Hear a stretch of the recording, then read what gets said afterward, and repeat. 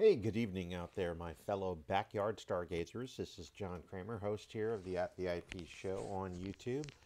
And we also have a podcast, but man, it's been really difficult to get back into the schedule of doing the podcast there on Spreaker.com. But man, that is still one of my goals here. But anyhow, here on YouTube, we like to broadcast the universe live.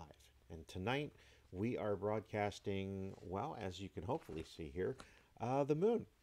And we have on the left hand portion of the screen, we have our live telescopic view of the moon. Tonight we are using an Explorer Scientific 8-inch f3.9 Newtonian. It is also being used with an Ioptron IEQ 45 mount. And the camera, it's a bit of a different camera than we have been using, but if you have subscribed or if you've caught a few of the more recent episodes there, the ASI 183 monochrome camera is what we have attached to the telescope tonight.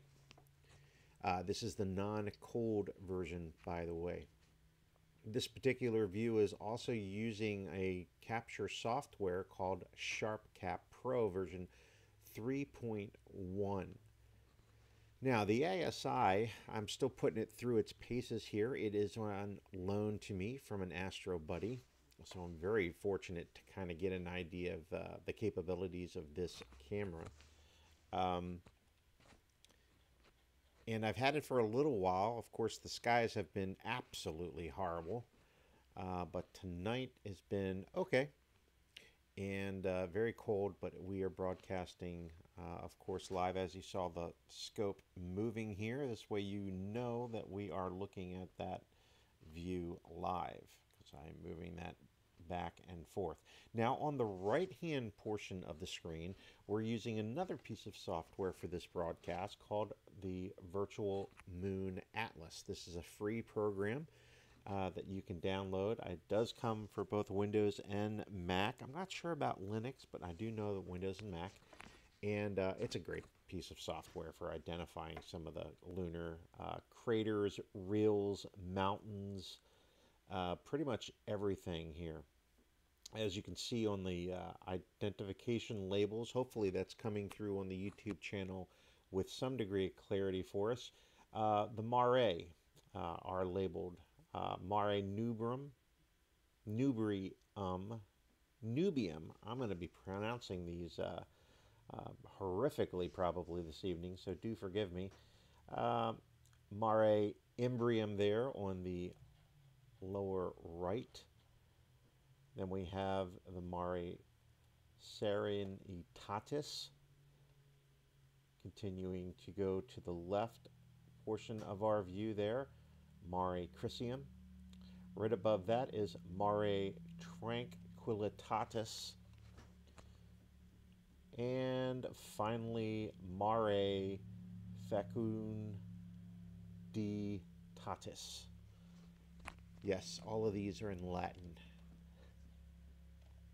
Now, of course, you may have heard Sea of Tranquility, Sea of Serenity, etc., etc., and that is the other pronunciations, of course. Now, we're going to zoom in here with our software, and as you can see here, kind of giving a quick demo of Virtual Moon Atlas.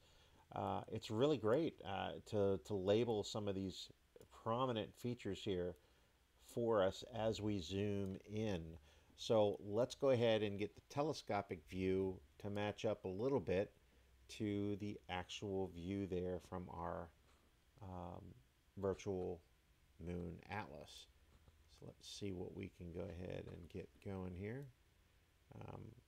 I'm really liking the wide field of view with the ASI 183. I really have never had a camera that has been able to give me such wide coverage. So it's pretty nice to have that capability. We are doing zooming in through the SharpCap Pro. You may be familiar with the capability of the camera and software to do what's called a region of interest capture area.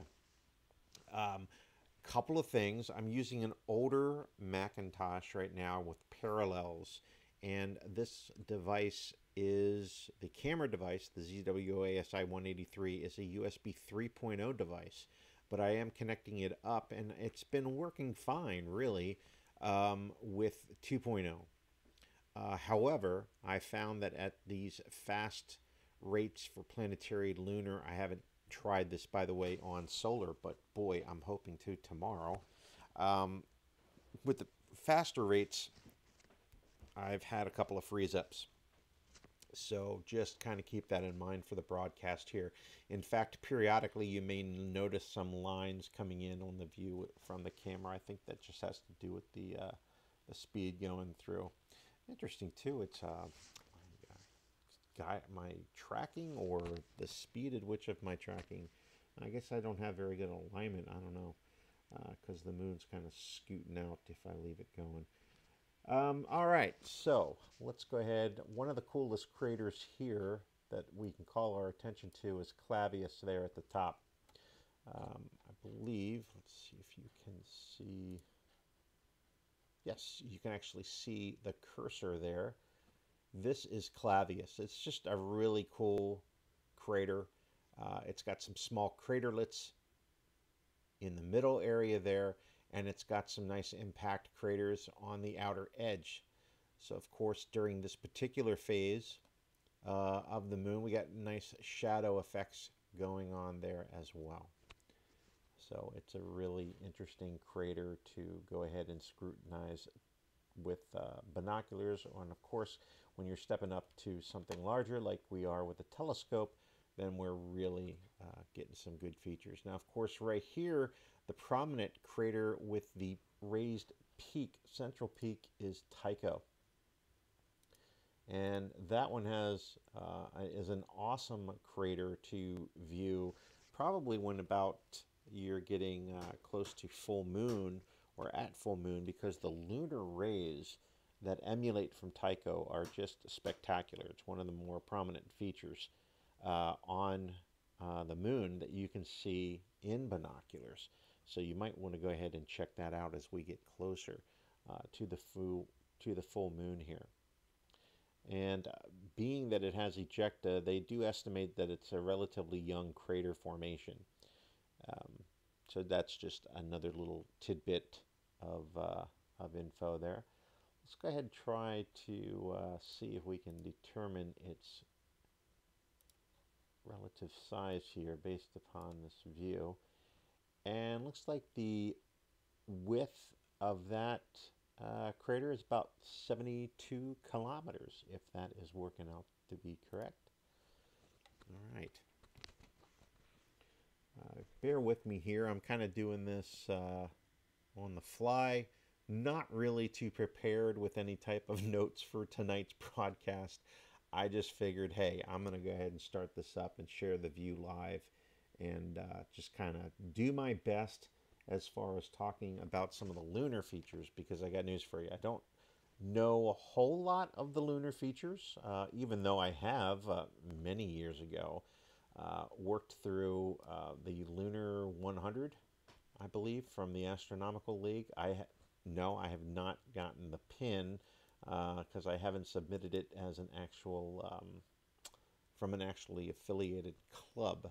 So I do hope to do that, however, this year definitely.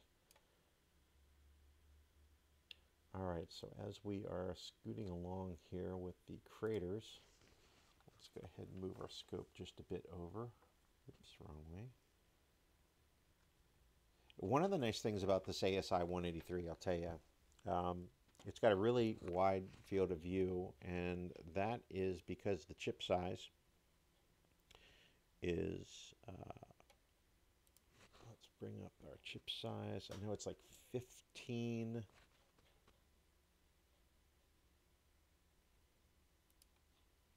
Millimeters. Let's see here. There we go. I'll bring up my sticky notes here.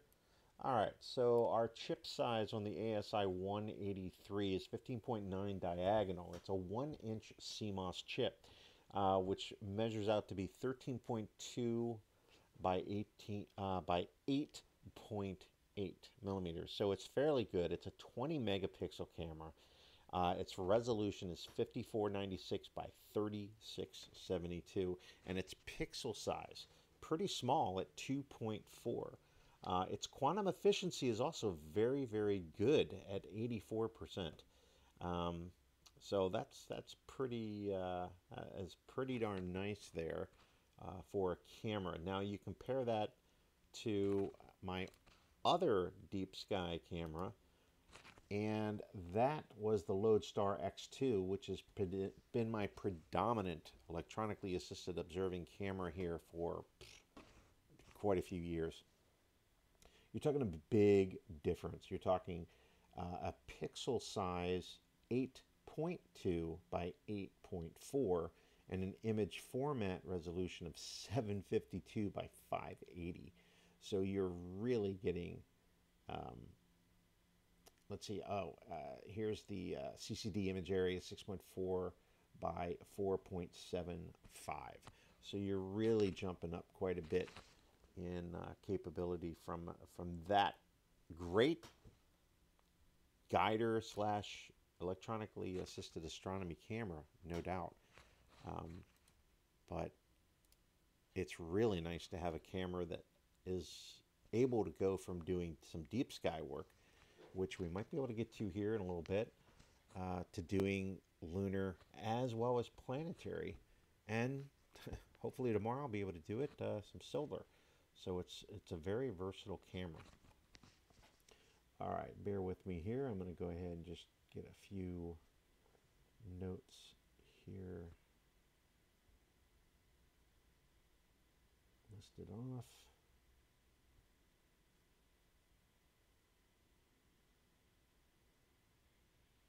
Let you enjoy the view here as we're bringing this other stuff up on the other computer.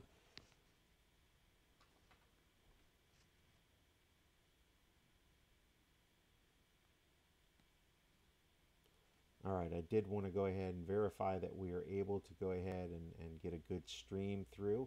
Now I do see that the labels probably aren't coming through too much. So hopefully they're not too bad, but they're also not great. So hopefully as I try to pronounce these lunar features, to identify them, that'll help us out as we work through these objects.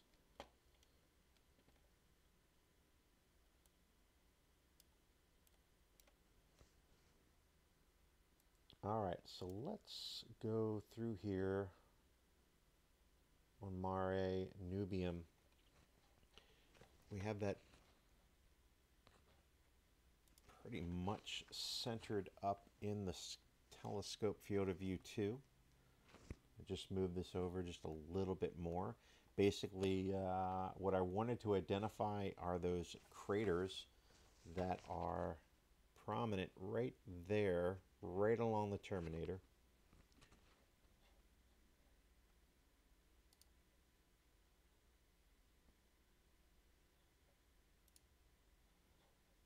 And there we go. We can bring that up.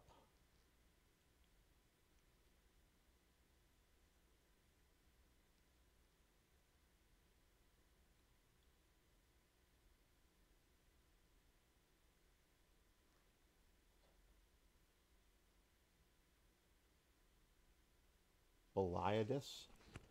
That looks to be the crater there. All right, so we have that one identified. Back in a little bit. Looks like there's a couple of other associated craters with that one. There's an A, and let's see what the other small one there is, and a B. So, yep, there's a secondary and third crater for that. Another nice little crater here. Very smooth floor here, no doubt, from Mare Nubium there, filled in on this crater over here. Pedatus. That one is the prominent crater right here. Go ahead and mark that as well. Now it's not coming through too much. Let me see if I can zoom in a bit.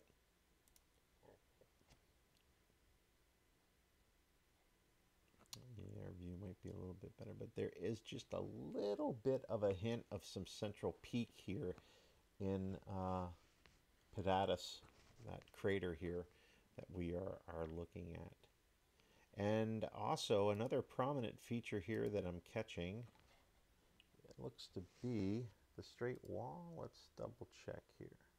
Yep, Rupus rectus, the straight wall.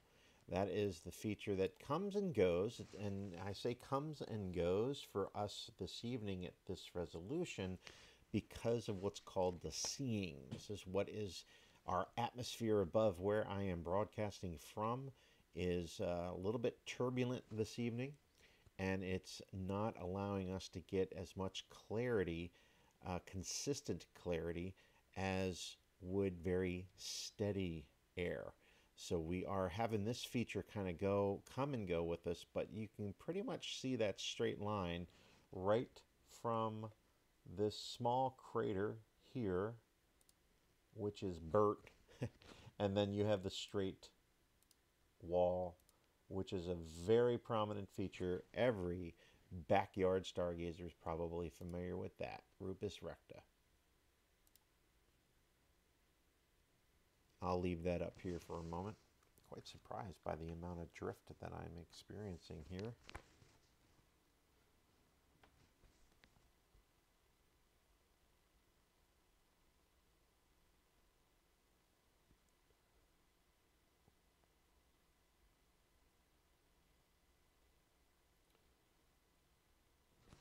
All right, so just to get us back to viewing at our normal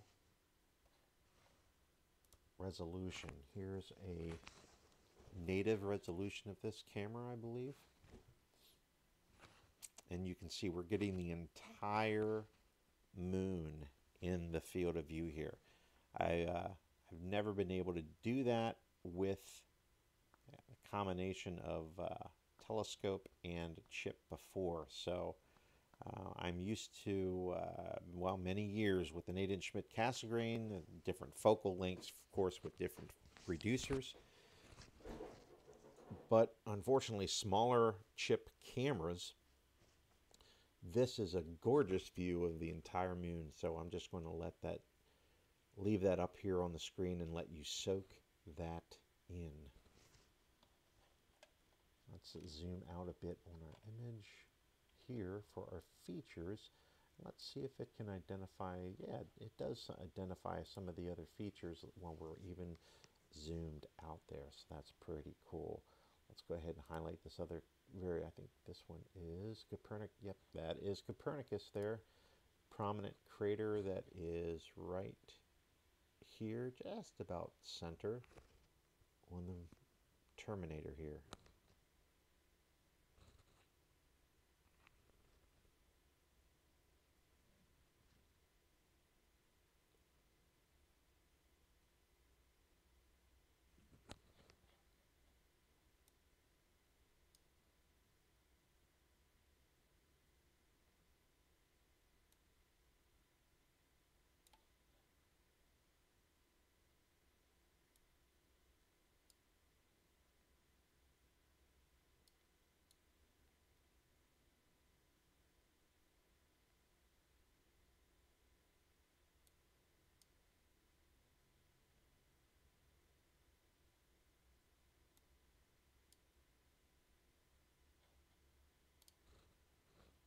That view matches up to our telescopic view very nicely.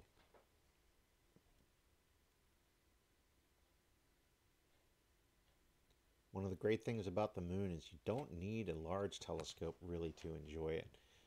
You can even see a lot of the prominent features. Certainly Copernicus, certainly most, if not all of the Mare come into view. These are actually naked eye as well.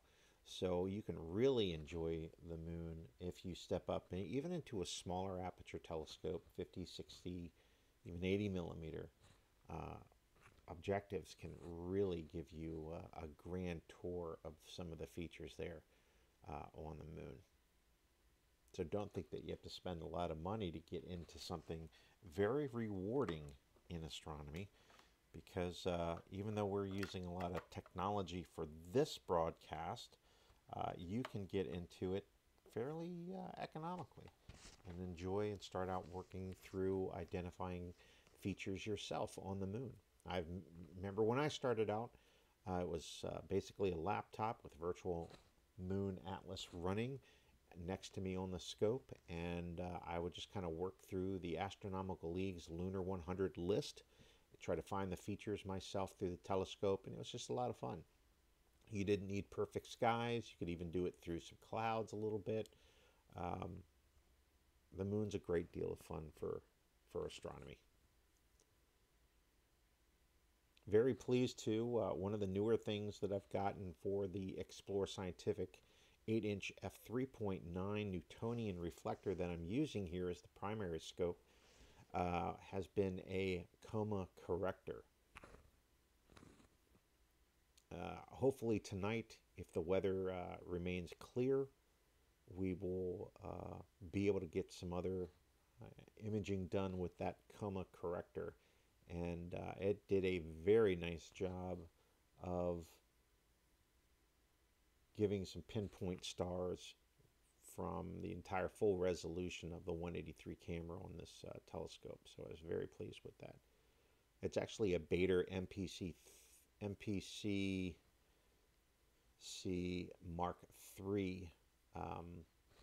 coma-corrector.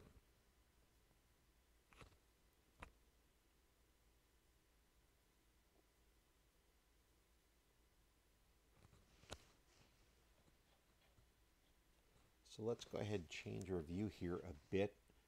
Let's scoot further down on our surface here. A little bit too much. Oh, these are three of my faves. I kind of call it the snowman because it kind of looks like a snowman a little bit to me, at least.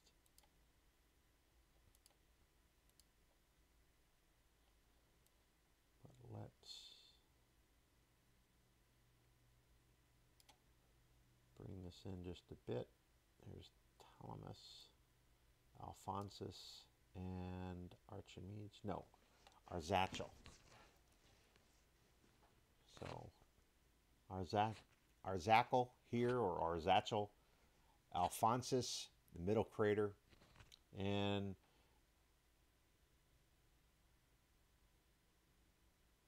Ptolemus is the lower crater. To me, this looks kind of like a snowman, kind of almost toppling over a little bit. Very nice grouping of craters.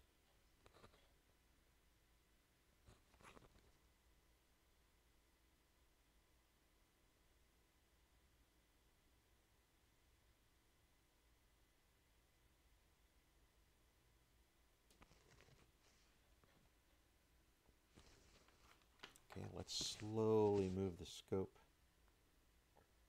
along the surface here.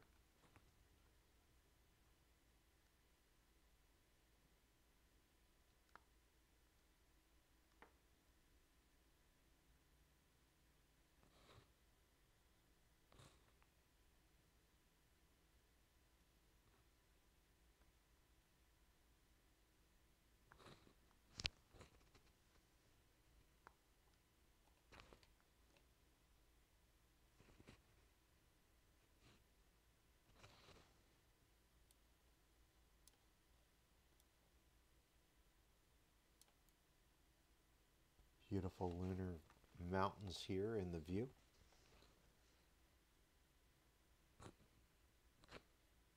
Beautiful crater there at the bottom of those mountains. Plato there. Plato is right here. And there's another feature here. I believe that is Valles Alps. Yes, Valley of the Alps. These mountains basically are called the Alps that we are here near Plato. And you can make it out. Hopefully it's coming through on the live stream fairly clear. Valley Alps, or the Alps Valley, is right here, this prominent darker feature here with the bright ridge as well. Telescopically, that's a lot of fun to go ahead and track down. The upper mountain Regis is Montes Alpinius.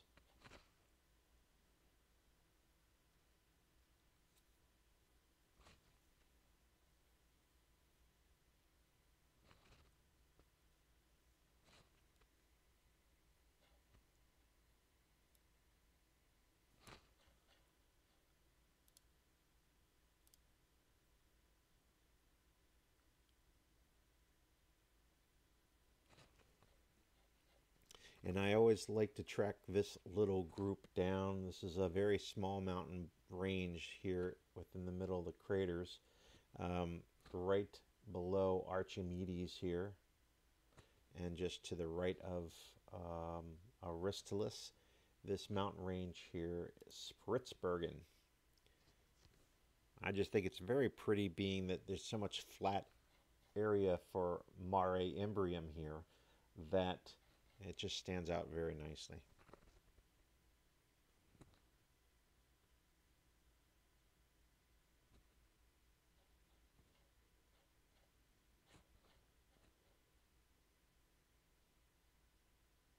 Again, here's Plato, Montes Alps.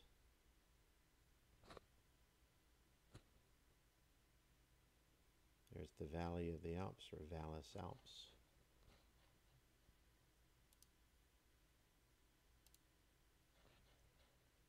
Come up and around through this mountain range here, Alpinius. Not quite as prominent, but right here is Montes, what is it, Archimedes? And of course the Archimedes crater.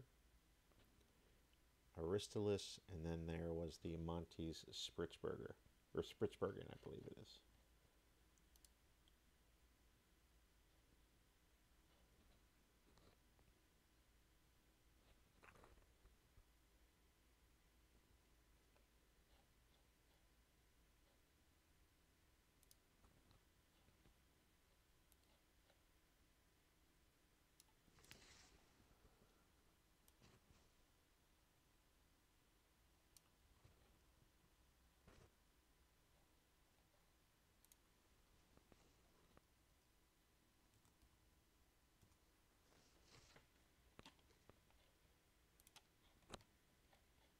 Okay, we are going to go back to our native resolution here.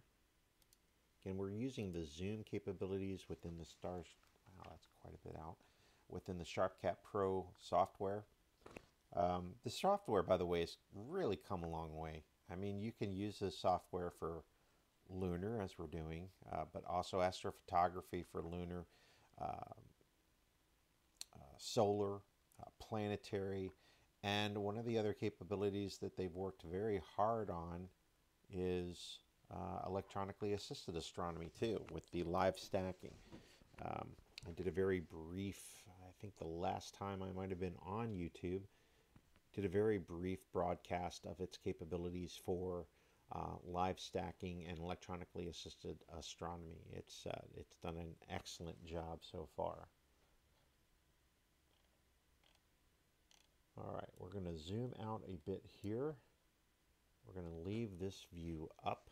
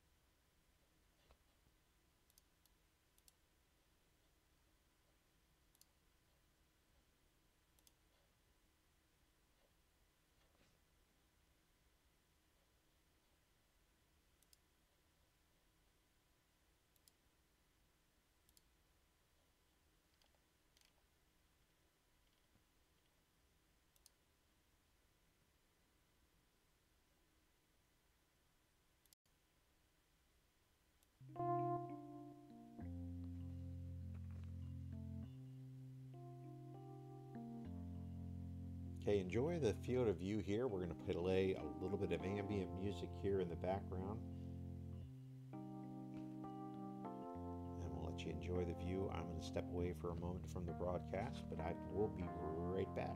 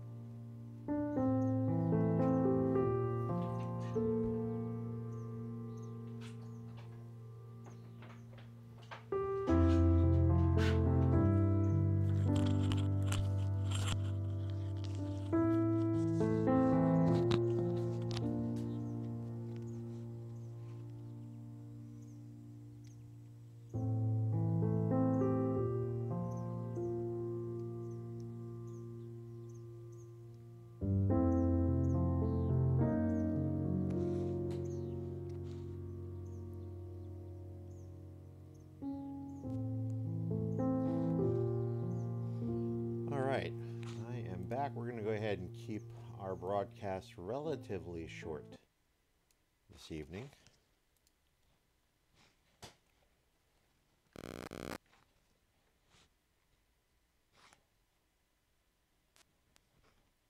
There is another prominent feature, however, that I want to point out here on the stream. And it's coming through very well. I believe it's crater Proculus. And it is over here to this side. In fact, it's very prominent. You can go ahead and see the prominent ejecta blanket here in its notable shape here. So it is one of those objects. Try to track down visually yourself. Very rewarding to do that. Honest to goodness, I don't know if you'd be able to see that naked eye tonight, but you might be able to pick that out. Contrasted very nicely there, right near the Mare Crisium. So you might be able to pick that out yourself. While we're on the subject matter of ejecta blanket, This is going to be a little bit more difficult probably to come through on the channel, but I would like to point this out as well. Here in this view, let's bring this in quite a bit here, because these are two, another favorite of mine for specifically talking about eject a blanket, and that is Messier 1 and Messier 2. These are two prominent craters that you can see here, and the very prominent eject a blanket, or the rays that are coming out of them here. Not really coming out of them, but you know what I'm saying. And you can kind of see that telescopically here in our view right over here. Our seeing is, might be our seeing is deteriorating, or maybe even our focus has shifted a bit. But hopefully that is coming through the live stream for you, and you're able to pick that out. You can kind of see it right here.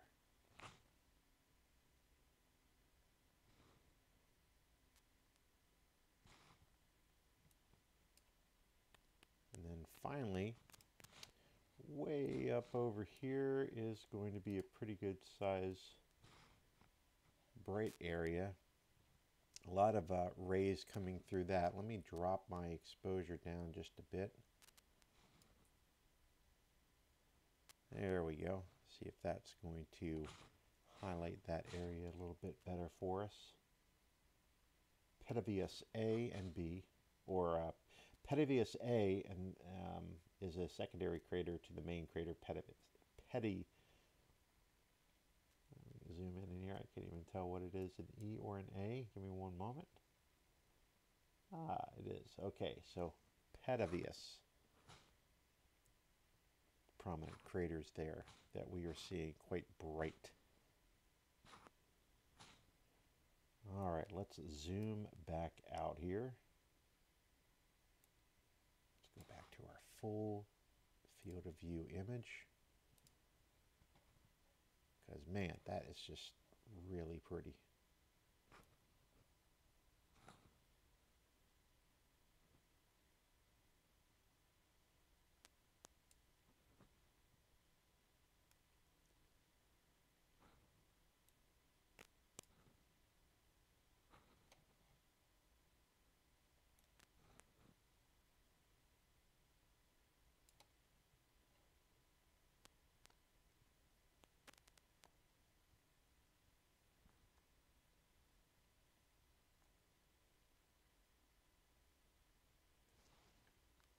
All right, well, I am going to wrap it up for this evening here. We have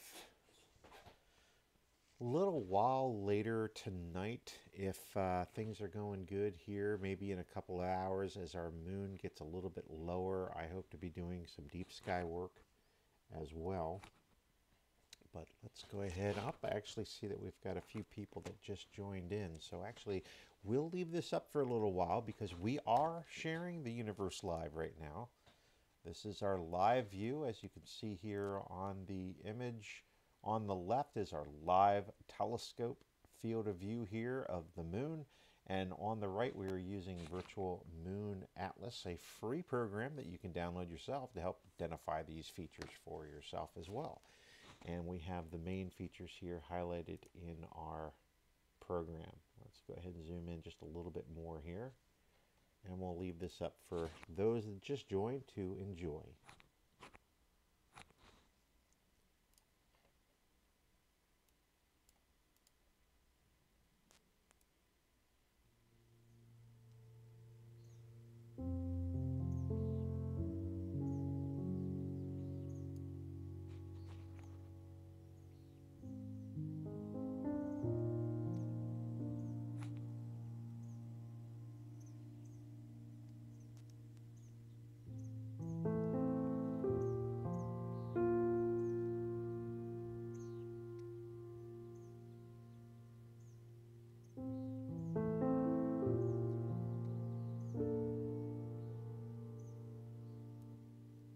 And once again, I'll point out, you can see the image here is shimmering just a bit. That's our, what we call seeing conditions. and that's basically a turbulent atmosphere above us. And that, however, that kind of proves here that we are live and sharing this live through the telescope. Let's go ahead and point out a couple of more features here that I do really enjoy viewing myself. And that's those 3 craters right here. And we do have those labeled. I'll zoom in a little bit more here. The program doesn't have too much of a resolution here for that, but I think we're picking those up pretty well.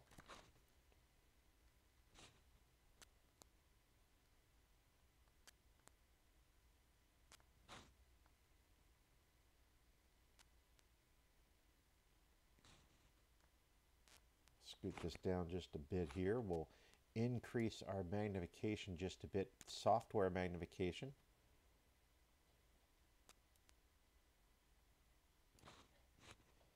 There we go. So here is Ptolemus, Alphonsus, and I usually describe this as a snowman. So this would be, the head up here is Arzachel.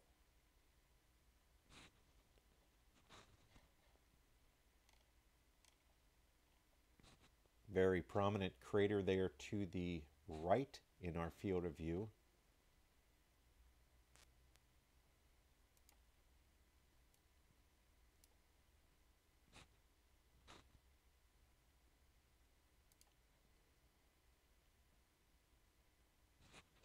Is Copernicus.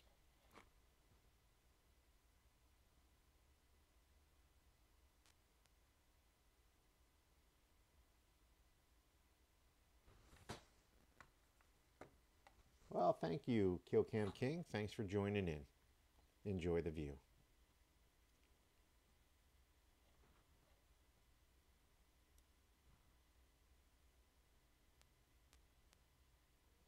I'll brighten this up just a bit here.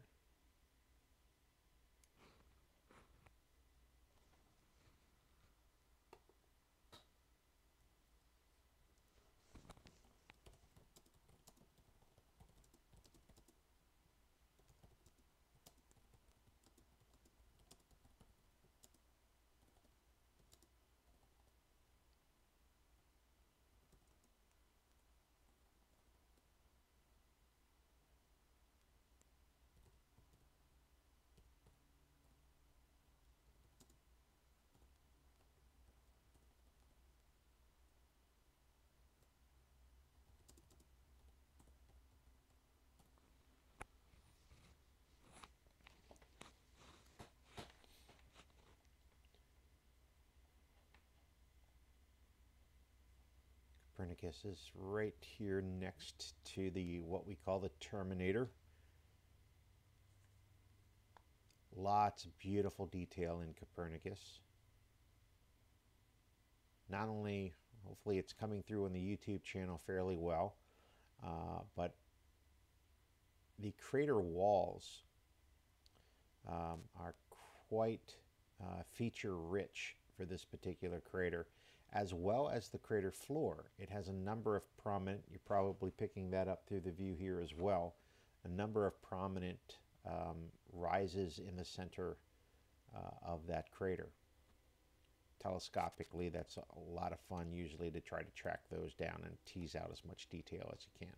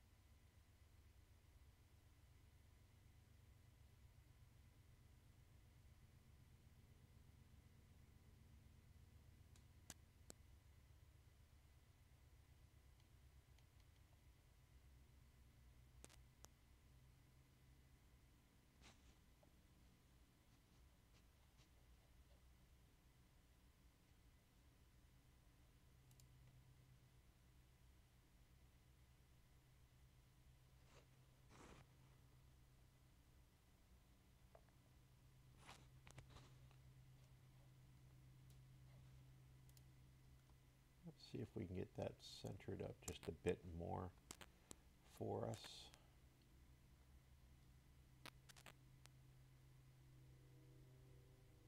There we go. Oh, too much. Should slow my slew speeds down a bit. There we go. Leave it right there for us.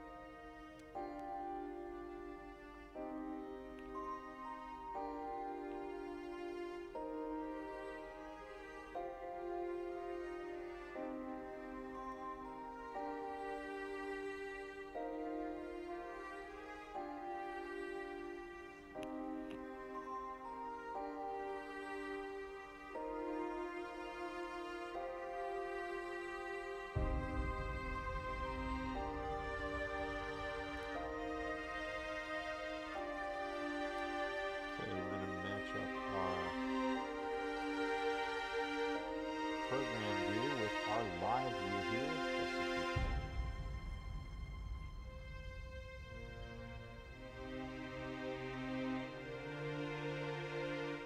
I think that's pretty close right here.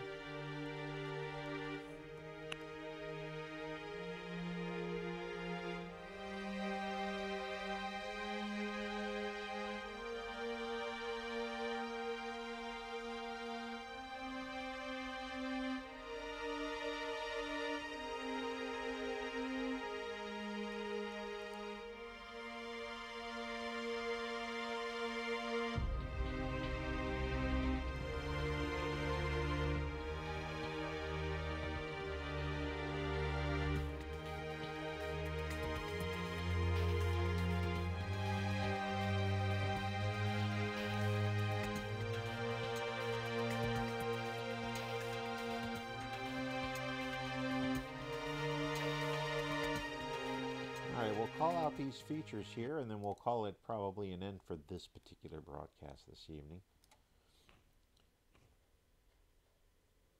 So the prominent crater here is Copernicus.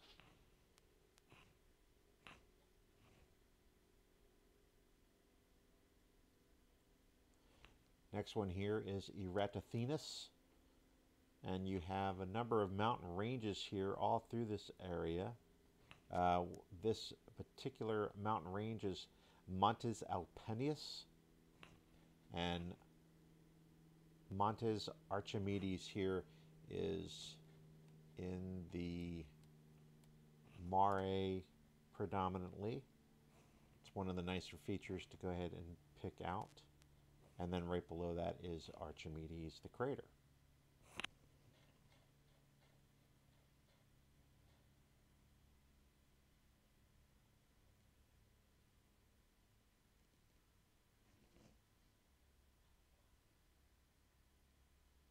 And we'll go ahead and we'll zoom out. Again, we're using our SharpCap Pro version 3.1 software.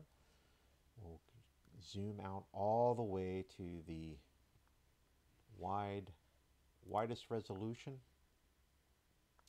of our particular camera and our particular scope tonight. One more time, it's an Explorer. Their telescope is an Explorer Scientific 8-inch f3.9 Newtonian.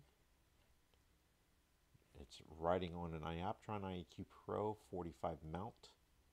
And our camera, which is very graciously on loan to me from an astro-buddy, is an ASI ZWO. Well, the ZWO is the manufacturer, the ASI 183 monochrome. And it's the non-cooled version.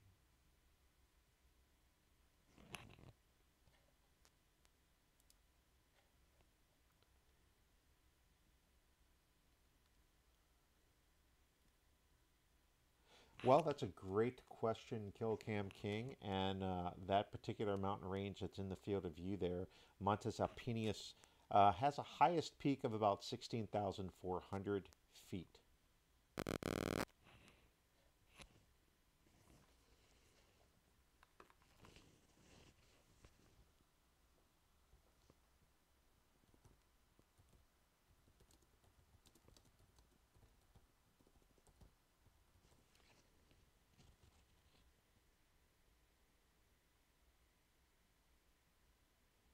Now, to put that into perspective for you, I just Googled the highest mountain within the Rocky Mountains, and that is Mount Elbert at 14,440 feet. So those mountains that you're viewing here are just a little bit at its tallest point, taller than most of the, or some of the mountains specifically for the Rocky Mountain range.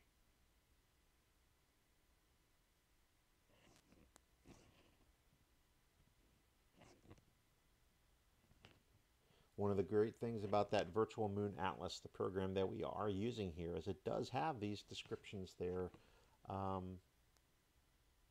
for almost every feature that we are observing. So highly recommended for you to go ahead and download it. You too, thanks for watching.